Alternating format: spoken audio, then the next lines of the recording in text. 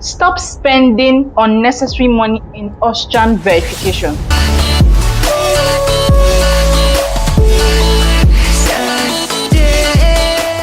Hey there, welcome to my YouTube channel. It's your girl Merit. If you're new here, you're welcome. To all my returning subscribers, you already know the drill. You're welcome. So in today's video, I'll be discussing on how to successfully carry out a verification process without spending unnecessary money. What's the difference between verification and authentication? How do you carry out this process successfully? What's the duration and how to avoid common mistakes? All of this will be discussed in this video, so let's dive right into it. Authentication with regards to this video is simply the first step that certifies that all your documents are legit. Yes, I know, you're asking how, but just stay tuned. Verification is the process that does not just certify that your documents are legit, but they are unfortified, they are authentic, and they are without error. Now let's go back to that question you asked. I'm guessing what's on your mind, right? Okay, how do you successfully carry out authentication process? Authentication process is simply carried out in two ministries, the Ministry of Foreign Affairs and the Ministry of Education. Specifically for Nigerians, this ministry is in Abuja. For my West African brothers, you will need to visit your country's Federal Ministry of Education and Ministry of Foreign Affairs to do this. Now, let's dive into the first steps. Now, the first step you need to do is to have gathered all your documents. Remember in my previous video where I told you the basic documents you need to gather. Yes, if you've not watched it, please go back and watch it. I'll link the video in the description box and also here so you can be able to watch this video. Don't rush, just wait and watch this video till you're done. Step 2. Then you need to visit the Federal Ministry of Education to submit your documents. Remember in my previous video, I told you about two important documents, your English proficiency letter and eligibility letter. At the Ministry of Education, this is where you get those documents. So you submit this document at the Federal Ministry of Education for it to be stamped and signed.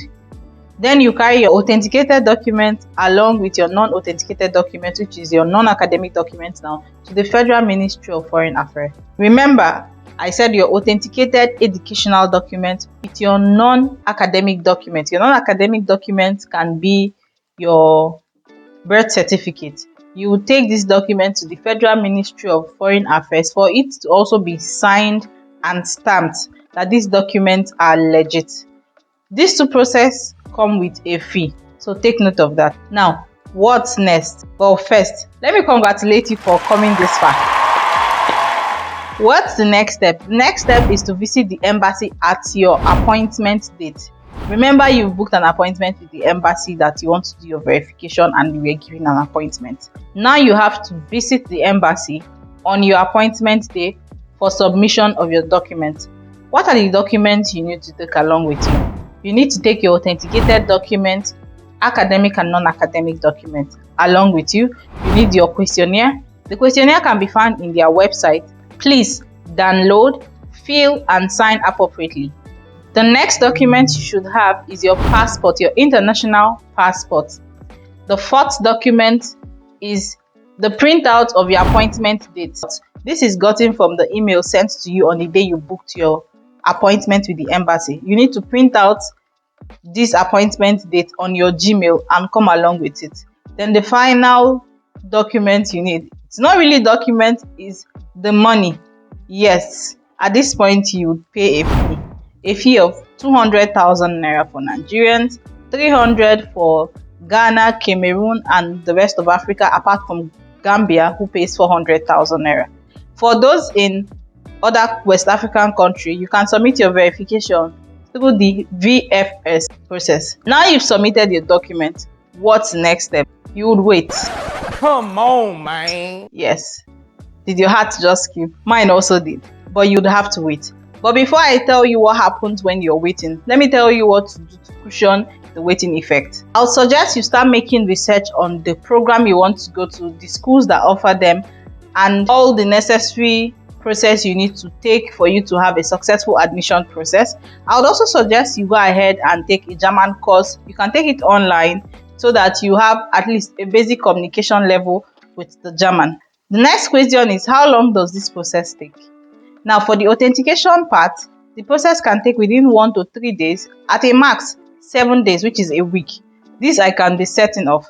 But for your verification, the embassy will tell you 6 to 12 weeks. It can also be more. A couple of reasons can influence your verification process. First, your lawyer might be slow.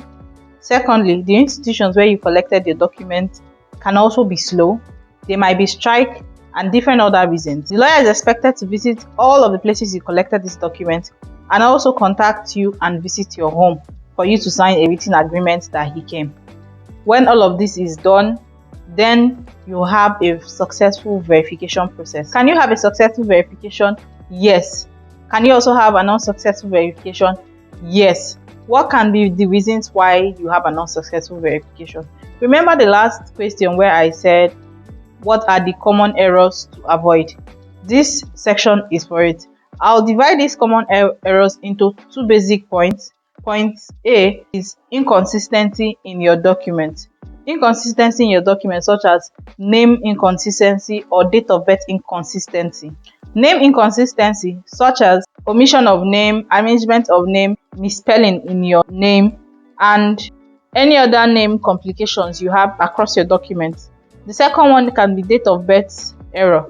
Also, an inconsistency within your document with your date of birth. Example, your passport is having a different date of birth from 1 or 2 of your documents. This can also be an error that can lead to an unsuccessful verification. How do I avoid this error? All you need to do is to make an affidavit of name correction or date of birth correction. In the affidavit, it's stated that XYZ names are yours, regardless of how it's arranged or the misspelling that occurred within your name. Same with your date of birth certificate. An affidavit you've done covers for this error. What do you need to do? Remember, you authenticated your document. Yes, you need to also authenticate this affidavit at the Ministry of Foreign Affairs and submit it alongside with your document. You have to submit it alongside with the document for verification, because that is what is standing in as a correction for the error that are in your document. Let me share my personal experience with you guys. During my process, there was an error in my transcript document, and my transcript document is a very important document for me. Because of the structure of my name, they misplaced it to be a guy's name, which is giving me, in the place of gender, it was male. At first, I did not see this error because I was in a hurry to get back to my base and start my process. Yes, luckily for me, I gave my friend to take a look at my documents. Then she found out this error. I had to run back to the university and it was corrected before I proceeded with my authentication and my verification.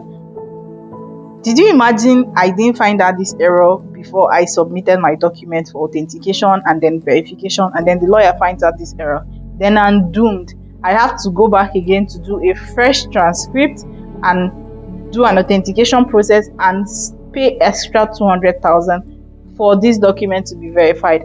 These are part of the common errors that can occur during your document. So I'm advising that you check your documents properly before you submit them for both authentication and verification, that your documents are double checked. Give it to your friends, give it to your family members to go through them, that there is no error by omission from the institute where you got them from, or any error, an oversight error.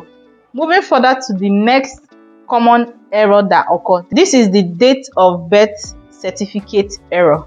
I would explain with 3 scenarios, but before then, let me tell you where you need to obtain the right date of birth certificate for you. The date of birth that is acceptable by the Austrian embassy is the one gotten from the National Population Commission, NPC.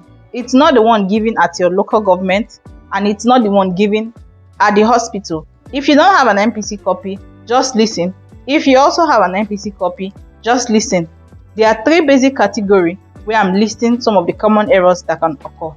Category A, you're born from 1992, 1993, up until the year 2000, up until now, and you have an NPC certificate. Your parents were able to obtain an NPC certificate on the year you were born. Congratulations, then you're not in any of the date of birth complications, except your date of birth there is an error in the date of birth, but when it regards to the certificate, you're free because you're not to be considered as having any challenges with your date of birth.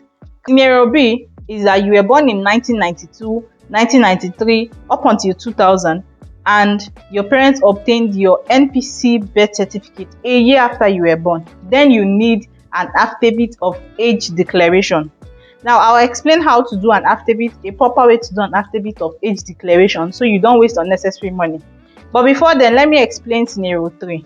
Scenario 3 are all those that were born before 1992. This is because there was no NPC commission as at 1991.